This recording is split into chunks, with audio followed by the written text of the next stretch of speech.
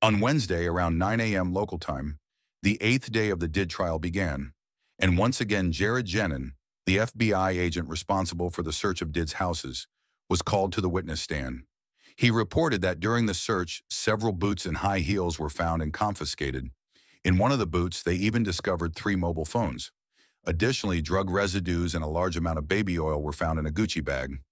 The court was then shown photos depicting a closet in Did's hallway containing 25 bottles of baby oil and 31 bottles of gel.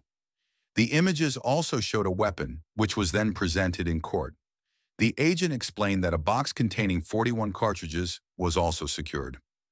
Afterwards, Did's defense attorney cross-examined the agent. When asked, the agent said he knew Did was not at home during the search. Only 6 employees were found, and they were immediately handcuffed. Did's lawyer then addressed the weapon found, and the agent confirmed that the weapons were wrapped in tape and not loaded when confiscated. The lawyer then questioned whether the search had been conducted properly and asked if fingerprints were taken from the weapon, which the agent denied. After that, the agent was dismissed from the stand. Next, a psychologist named Dr. Dawn Hughes was called to testify.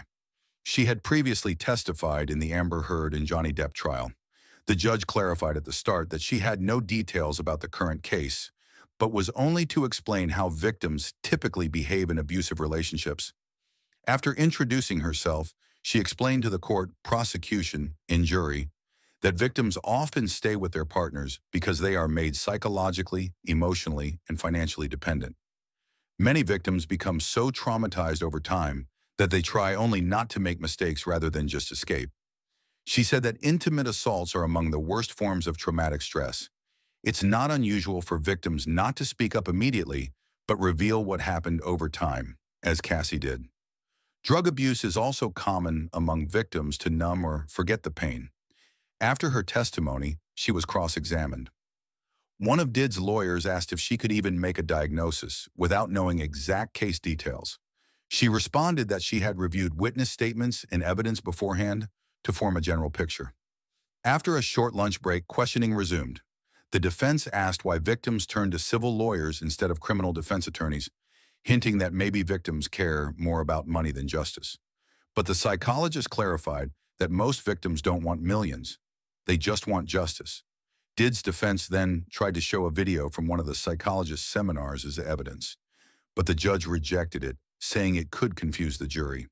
The lawyer pointed out that the witness had spoken to the prosecution before testifying and asked what was discussed.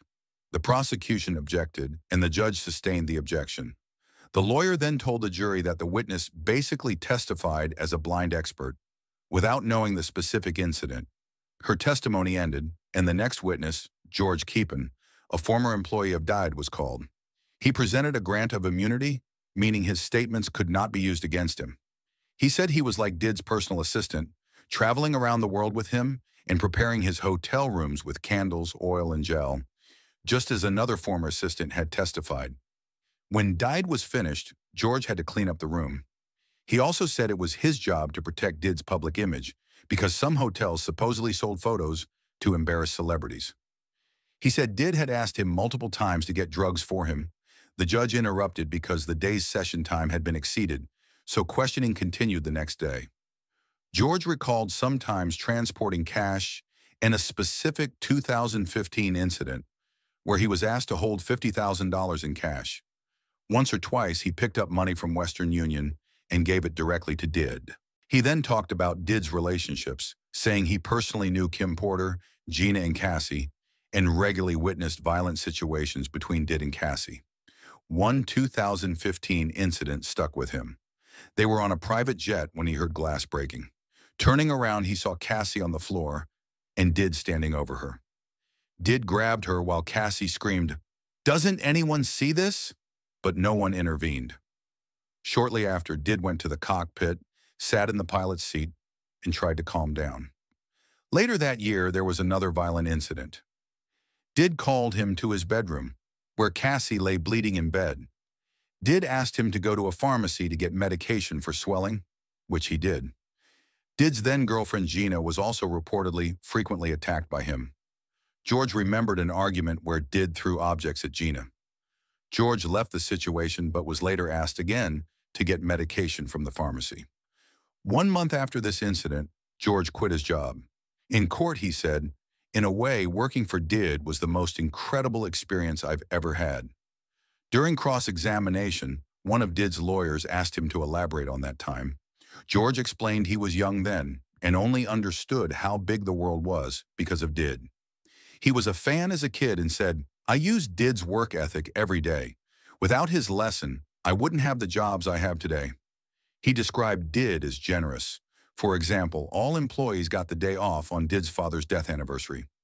"That was a tradition," he said. Did's lawyer asked how Did paid for purchases. George said most were paid with a company credit card, but no one checked if expenses were personal or business related. Did himself never reviewed the bills afterwards. At the end, George was asked if Did ever yelled at him, which he confirmed, but he stressed he was never physically threatened and never heard Did directly threaten Cassie. That ended George Kepin's testimony. Then a long-awaited witness was called. Kid Cudi. The rapper entered the stand around 11 a.m. local time and introduced himself as a musician and actor. He said he had been briefly involved with Cassie in 2011. They had met in 2008 at an event, originally planning to make music together. Kid Cudi confirmed Cassie already had some problems with Did at that time, but clarified Cassie and Did were not together then. Under questioning by the prosecution, Kid Cudi described a 2011 incident. He said someone broke into his house in December of that year. Early in the morning, around 6 a.m., he got a panicked call from Cassie who shouted, "Did found out about us." She sounded truly scared and asked him to pick her up immediately. Kid Cudi picked her up and took her to a hotel in West Hollywood, thinking she'd be safe there. Shortly after, he got a call from one of Did's staff who said Did and his team were at Kid Cudi's house and that she was waiting in a car outside the door. Kid Cudi drove back immediately and called Did on the way. When he reached him, he asked, "What are you doing in my house?" Did replied, "I want to talk to you. I'm here waiting for you." When Kid Cudi arrived at the house, everything looked normal at first, but something made him furious. Someone had locked his dog in the bathroom. This angered him so much that he ran through the house trying to confront Did, but Did was already gone. Kid Cudi called the police and officially reported the break-in. Did then contacted Kid Cudi multiple times, saying he really wanted to talk, but Kid Cudi blocked him, saying on the phone, "You broke into my house and messed with my dog. I don't want to talk to you." During this testimony, Did sat calmly with folded arms and legs, listening closely. Dann legte die Staatsanwaltschaft Kid Cudi noch einige Fragen vor, die Beziehung zwischen ihm und Didi weiter zu beleuchten.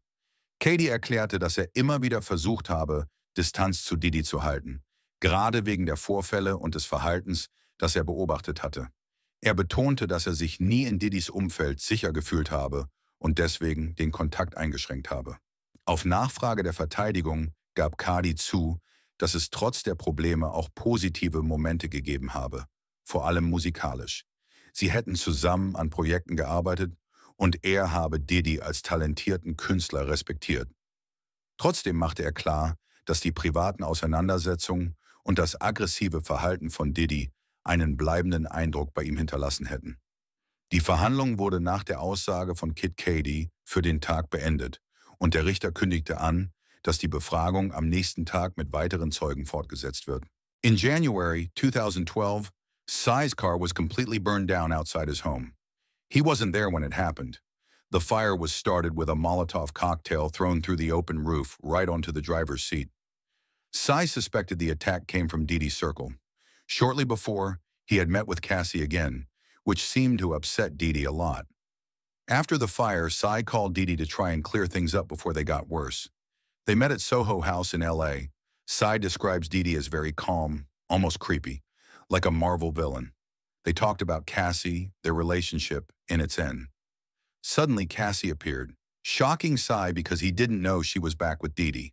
They shook hands at the end, but when Psy mentioned the car, Didi claimed he knew nothing. Years later, Psy met Didi again, this time with Didi's little daughter. Didi apologized for everything, and that was when Psy decided to let it go for good. During cross-examination, Psy confirmed he didn't know about Cassie's relationship with Didi and that the sudden breakup hurt him a lot. Cassie never told him about intimate abuse, only physical violence by Didi. Sy said he ended his relationship with Cassie for safety reasons because he knew how violent Didi could be.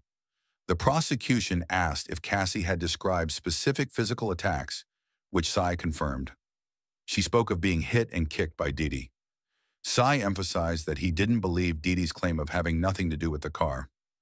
After the break, makeup artist Mila Morales testified. She worked for Didi between 2000 and 2005 and described a violent incident in a hotel. Cassie came running into the room scared, followed by Didi yelling loudly and chasing her. Morales heard Didi attack Cassie. When Cassie left, she had a black eye, a bump on her head, and a split lip. Cassie stayed with Morales for a few days and was examined by a doctor friend who advised an ER visit. Und der Richter machte erstmal ein paar Ansagen. Zum Beispiel zu den geplanten Zeiten für die kommenden Prozesstage. Gegen 9 Uhr betraten dann Didi sowie die Jury den Saal. Die nächste Zeugin wurde in den Zeugenstand gerufen. Und zwar Capricorn Clark. Auch sie war eine ehemalige Assistentin von Didi und schilderte dem Gericht zunächst, wie sie überhaupt in die Musikindustrie gekommen ist.